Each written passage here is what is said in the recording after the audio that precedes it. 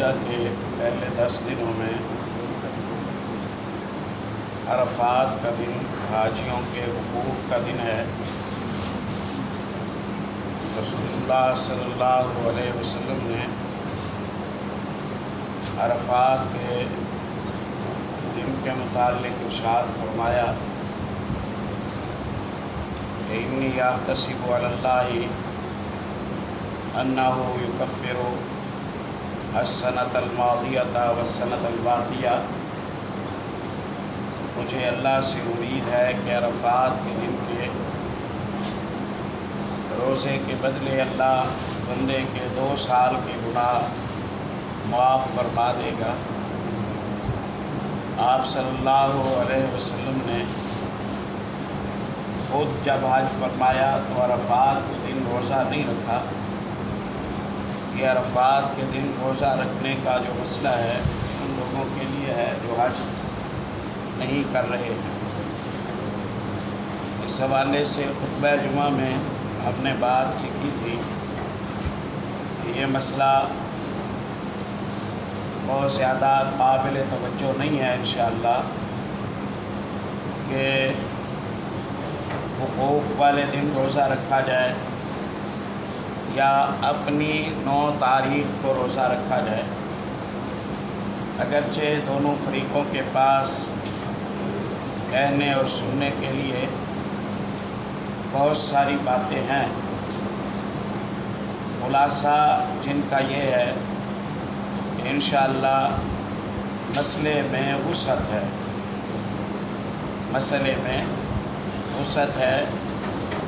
آپ اپنی رویت کے مطابق 9 تاریخ کو روزہ رکھیں، اللہ تعالیٰ آپ کو عرفات کے روزے کا اجر دے گا۔ اور اہل پاکستان اس حوالے سے خوش قسمت ہے کہ انہیں 9 تاریخ پر بھی عمل کا موقع ملتا ہے اور یوم عرفہ کے الفاظ کی تطبیق کا بھی موقع ملتا ہے۔ بہتر یہ ہے کہ دونوں دنوں کے روزے رکھ لیں اللہ کی توفیق سے انشاءاللہ۔ تنازع سے بچنے کے لیے واللہ اعلم یہی صورت سمجھ آتی ہے۔ اللہ تعالیٰ کمی کوتاہی کو معاف فرمائے۔ عید الاضحیٰ کے دن رسول اللہ صلی اللہ علیہ وسلم جب نماز عید پڑھنے کے لیے تشریف لاتے تو آپ صلی اللہ علیہ وسلم کچھ کھائے بغیر عیدگاہ کی طرف تشریف لایا کرتے تھے۔ آپ صلی اللہ علیہ وسلم نے باقاعدہ کسی خطبے میں، درس میں، کتاب میں آپ صلی اللہ علیہ وسلم نے نہ اس کا حکم دیا، نہ آپ صلی اللہ علیہ وسلم نے اس کی ترغیب دلائی۔ آپ صلی اللہ علیہ وسلم کے ساتھیوں نے آپ صلی اللہ علیہ وسلم کا یہ عمل دیکھا اور اسے بیان کیا۔ اس لیے یہ بہتر اور مستحب اور پسندیدہ ہے، اگر کوئی کر سکے تو وہ اس پر عمل کرے، اس کے اجر و ثواب میں اضافہ ہوگا۔ عید الفطر کے دن رسول اللہ صلی اللہ علیہ وسلم جب نماز عید کے لیے تشریف لاتے تو تعداد میں کھجوریں تناول کر کے آتے۔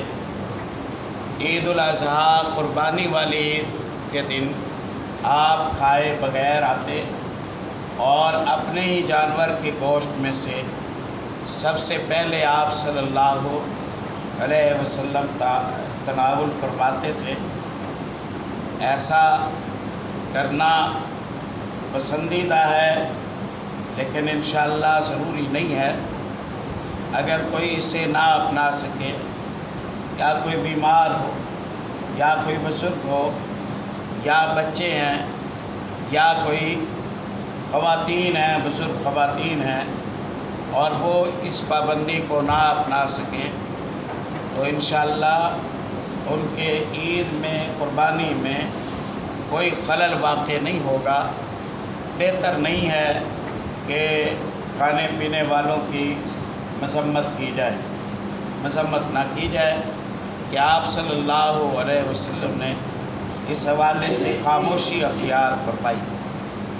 پہلے یہ تھا کہ لوگ اپنے جانور خود قربان کرتے تھے، نماز عید کی ادائیگی کی آتے ہی جانور قربان کیا، ماہر اور قابل ہوتے تھے، 2 گھنٹے میں اونٹ بنا کر پکا کر تقسیم بھی کر لیتے تھے۔ اب تو قصاب کے انتظار میں لوگ سارا دن بیٹھے رہتے ہیں، پھر جا کے انہیں گوشت میسر آتا ہے، اس معیار کا جو معیار وہ چاہ رہے ہوتے ہیں، پھر پکاتے شام ہو جاتی ہے۔ اس لیے کوئی اگر اس کی پابندی نہ کر سکے تو اس کی مذمت نہ کریں، اس سے ناراضگی کا اظہار نہ کریں۔ ایک دوسری بات یہ ہے کہ اسے روزہ بھی نہ سمجھیں۔ عید کا دن روزے کا دن نہیں ہوتا، یہ بس ایک عمل ہے جو پیارے نبی صلی اللہ علیہ وسلم میں دیکھا گیا، اسے اپنا لیں، اچھی بات ہے۔ اسے نہ اپنا سکیں تو اللہ بندے کو معاف کرنے والا ہے۔ فاتقوا اللہ ما استطعتم، اتنا اللہ کا تقوی اختیار کرو جتنا تقوی اختیار کرنے کی تمہاری طاقت ہے۔ نماز عید ذی الحجہ کی 10 تاریخ کو سورج طلوع ہونے کے بعد سورج بلند ہونے پر آپ صلی اللہ علیہ وسلم نے پڑھی۔ نماز عید کا جو ٹائم ہے وہ اشراق والا ٹائم ہے، یعنی سورج طلوع سے 10-15 منٹ ٹھہر جائیں، اس کے بعد سے یہ وقت شروع ہوتا ہے اور سورج سر پر آنے تک یہ ٹائم باقی برقرار رہتا ہے۔ البتہ اولین وقت میں رسول اللہ صلی اللہ علیہ وسلم نسبتاً عید الاضحیٰ آپ صلی اللہ علیہ وسلم پڑھ لیا کرتے تھے۔ آپ صلی اللہ علیہ وسلم کا نماز عید کے حوالے سے طریقہ ذکر کیا گیا ہے کہ آپ صلی اللہ علیہ وسلم غسل فرماتے، جو عمدہ لباس میسر ہوتا وہ زیب تن فرماتے، خوشبو لگاتے، مسواک فرماتے، راہ بدل کر تکبیرات کہتے ہوئے آتے اور جاتے ہوئے تکبیرات بآواز بلند آپ صلی اللہ علیہ وسلم کہتے رہتے۔ آپ صلی اللہ علیہ وسلم عیدگاہ جب پہنچ جاتے، نماز عید شروع کرنے تک تکبیرات کا سلسلہ جاری رہتا تھا۔ نماز عید آپ صلی اللہ علیہ وسلم نے کھلے میدان میں ادا کی ہے۔ جس روایت میں یہ آتا ہے کہ آپ صلی اللہ علیہ وسلم نے بارش کی وجہ سے ایک مرتبہ مسجد میں نماز عید ادا کی۔ روایت میں کمزوری ہے، لیکن مسجد میں نماز عید کا ادا کرنا بصورت مجبوری انشاءاللہ اس کی گنجائش ہے۔ بہتر، افضل، پراپر، عمدہ طریقہ، سنت طریقہ یہ ہے کہ آپ کھلے میدان میں نماز عید ادا کریں، اور آپ کی جو اجتماعیت ہے آپ کے علاقے کی وہ بڑی سے بڑی اجتماعیت ہے، یعنی 8، 10، 20 مساجد کے منتظمین ایک جگہ کا انتخاب کریں، تمام مسجدوں کے نمازی وہیں اکٹھے ہوں، جو اسلامی شعار ہے یہ اجاگر ہو جائے اور لوگوں کا ایک بڑا مجمع وہاں جمع ہو۔ مقصود کار یہی ہے، مقصود کار یہی ہے انشاءاللہ۔ ہر ایک مسجد، 2 مسجد کے بعد کھلے میدان میں عید ادا ہو رہی ہو، یہ بڑی اجتماعیت کو متاثر کرنے والی بات ہے۔ بہت بہتر یہ ہے کہ زیادہ پنڈال بنانے کی بجائے ایک پنڈال اور بڑا پنڈال ہو، اور اگر ایک علاقے میں ایک بڑا پنڈال میسر ہے تو وہاں دوسرا پنڈال بنانا واللہ عالم بہتر نہیں ہے۔ جو مقصد ہے قربانی، جو عید کی اجتماعیت کا، وہ زیادہ لوگوں کا ایک میدان میں جمع ہونا ہے، اس کا خیال کیا جائے۔ ہماری سمجھ سے یہ بات اونچی ہے، کہ ایک ہی میدان کے ایک حصے میں کچھ مسلمان نماز عید ادا کر رہے ہوتے ہیں اور اسی میدان کے دوسرے حصے میں دوسرے مسلمان عید ادا کر رہے ہوتے ہیں۔ بہتر ہے کہ ایک ایک علاقے میں بہت بڑا اجتماع ہو، یا ایک شہر کے اندر ایک ایک اجتماع بہت بڑا ہو۔ رسول اللہ صلی اللہ علیہ وسلم کی تعلیم کا یہی معنی واللہ عالم نظر آتا ہے۔ اگر عیدگاہ میں نماز عید ادا نہیں کی جا رہی تو مسجد میں یا کسی جگہ پر نماز عید ہو جائے گی۔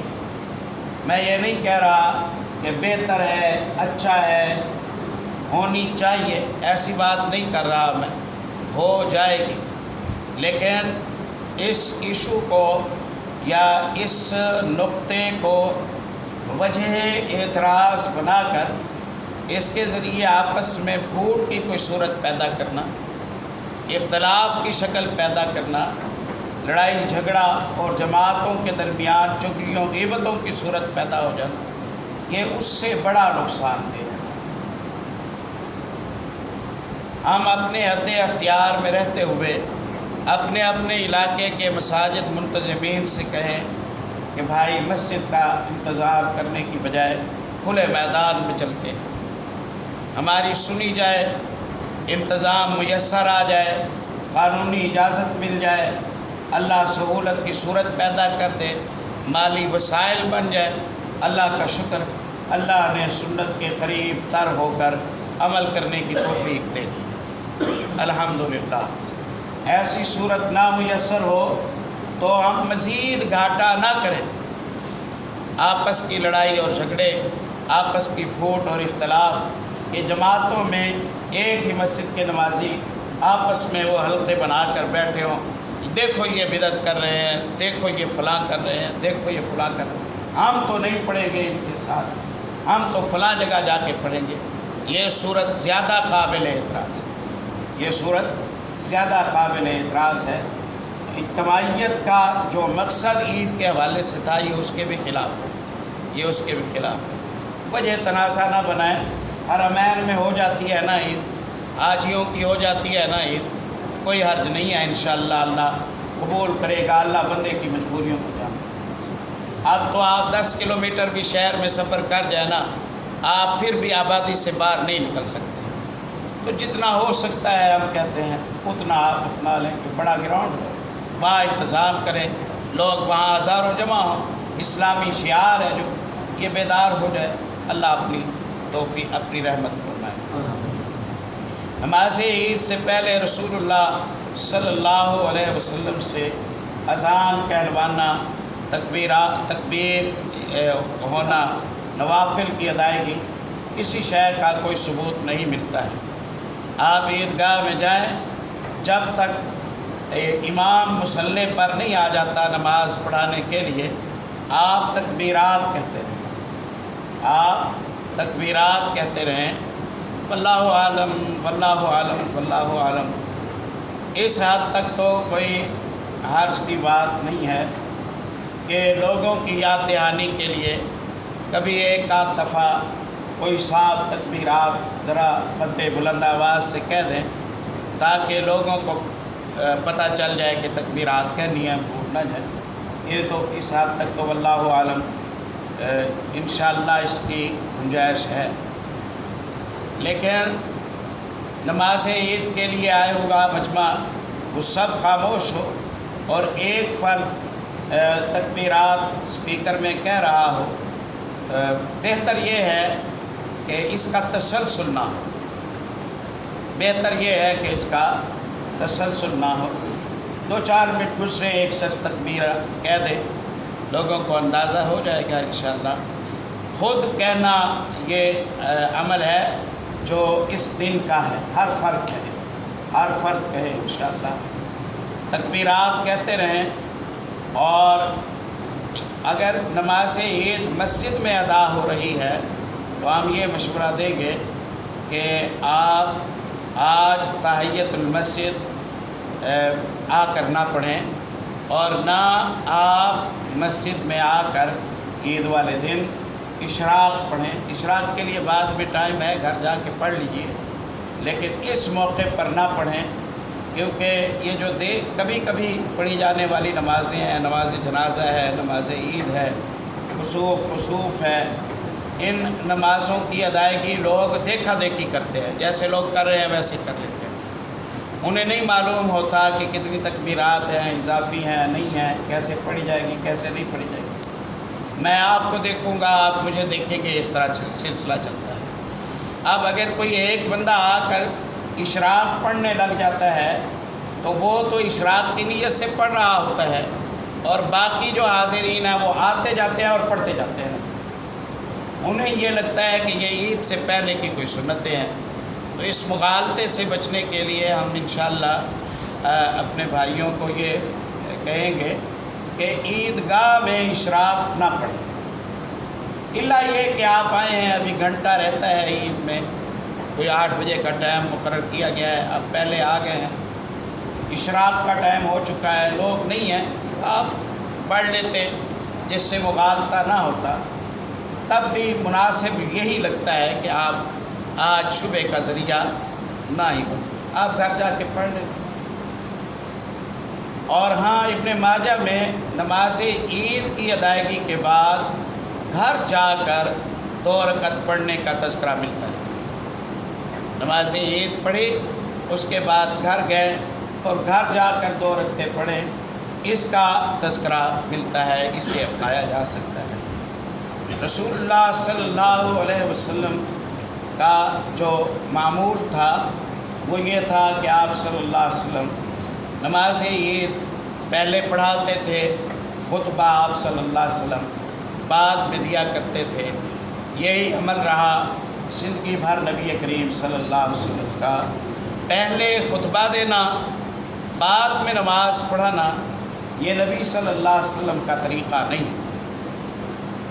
مروان ابن الحکم کے حوالے سے غالباً بخاری میں آتا ہے، سیدنا ابو سعید خدری رضی اللہ عنہ عید کے لیے آئے، مروان ممبر پر چڑھنے لگے تاکہ پہلے خطبہ دے دیں، انہوں نے کپڑے سے پکڑ کر کہا کہ پہلے نماز پڑھا کرتے تھے رسول اللہ صلی اللہ علیہ وسلم۔ مروان نے کہا ہماری مجبوری ہے، ہم نماز پڑھا دیں، لوگ جلدی جلدی اٹھ کر چلے جائیں گے، خطبہ نہیں سنیں گے۔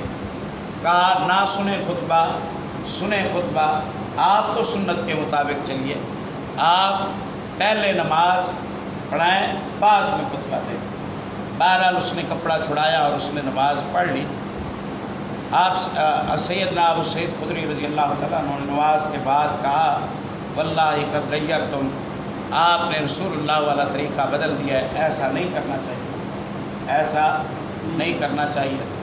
تو سنت طریقہ یہ ہے انشاءاللہ کہ پہلے نماز پڑھی جائے، بعد میں خطبہ سنا جائے، خطبہ اطمینان سے سن کر اس کے بعد گھروں میں تشریف لے جائیں اور آپ قربانی کے عمل سے گزریں۔ نماز عید رسول اللہ صلی اللہ علیہ وسلم نے 2 رکعت ادا فرمائی، جاری نماز تھی۔ جمعے والی جو قرات ہے وہ اس میں آپ صلی اللہ علیہ وسلم نے کی۔ پہلی رکعت میں قرات شروع کرنے سے پہلے 7 اضافی تکبیرات آپ نے پڑھی، دوسری رکعت میں قرات شروع کرنے سے پہلے 5 اضافی تکبیرات آپ صلی اللہ علیہ وسلم نے پڑھی۔ سنن نبی داود میں 12 تکبیرات عید کا بسند صحیح انشاءاللہ تذکرہ ملتا ہے، اور صحابہ کرام کے عمل سے یہ بھی ملتا ہے کہ ہر تکبیر پر آپ اپنے ہاتھوں کو بلند کریں اور پھر اپنے ہاتھوں کو دوبارہ باندھ لیں، اپنے ہاتھوں کو دوبارہ باندھ لیں۔ بس قیام کی یہی حالت کی تبدیلی ہے نماز عید میں، باقی رکعت اسی طرح پوری کی جائے گی، دوسری رکعت اسی طرح پوری کی جائے گی۔ بس اس قدر انشاءاللہ آج کی مجلس میں یہ عید کے احکام کے حوالے سے بات کافی ہے، باقی کچھ باتیں اگلی انشاءاللہ مجلس میں ہو جائیں گی۔ سبحانک اللہم